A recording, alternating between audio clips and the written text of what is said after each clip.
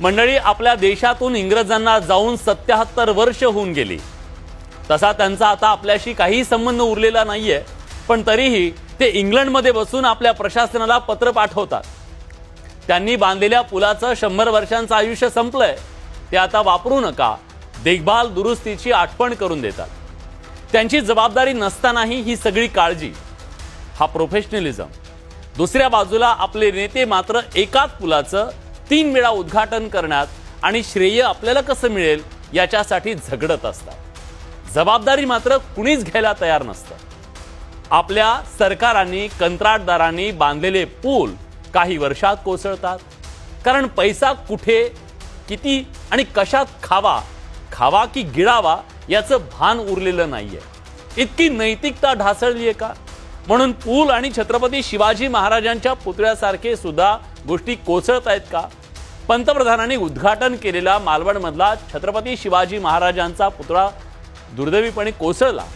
मुख्यमंत्र्यांना माफी मागावी लागली, तो पुन्हा बांधला, पण त्याच्या चौथऱ्याजवळ पुन्हा भगदाड पडलं। याला काय म्हणावं? पुण्यात रविवारी कोसळलेला पूल फक्त 30 वर्ष जुना आहे, तरी तो कोसळला। प्रशासनानं फक्त पोस्टर लावलं म्हणजे जबाबदारी संपली का? मंजुरी मिळून सुद्धा पूल बांधला गेला नाही, यात कुणाची जबाबदारी नाही? काहीतरी पूल बांधताना कुणाची तरी काही जबाबदारी असेल ना?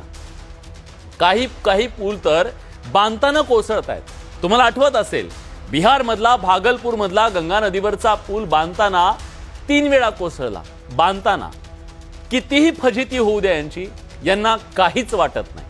आपल्या महाराष्ट्रात सुद्धा समृद्धी महामार्ग, मुंबई गोवा महामार्गावरच्या पुलाचे स्लॅब कोसळले, गर्डर कोसळले। हे तर काहीच नाही, बीडच्या आष्टी मतदारसंघात कागदोपत्री पूल दाखवून 10 लाख हडप केले। माध्यमात ही बातमी आली, मग पुलाचं प्रत्यक्ष बांधकाम सुरू झालं। किती चमत्कारिक आहे सगळं। भ्रष्ट व्यवस्थेच्या गर्भात गायब झालेल्या पुलांची संख्या आपल्याला नाही, त्या देवालाच माहिती आहे। पुलांच्या रडकथा तर आपल्याकडे नव्या नाहीयेत। मध्य प्रदेशातील भोपाळमध्ये एक रेल्वे ओव्हर ब्रिज बांधलाय, खर्च 18 कोटींचा झालाय। तो बांधताना त्याला 90 अंशाचं वळण दिलंय। त्याचा हा फोटो बघा, तुम्हाला शेजारी दिसत असेल। गाडी आली तर थेट खाली गेली पाहिजे अशी ही व्यवस्था आहे। इतका हलगर्जीपणा, पैसे देऊन लोकांच्या जीवाशी खेळ।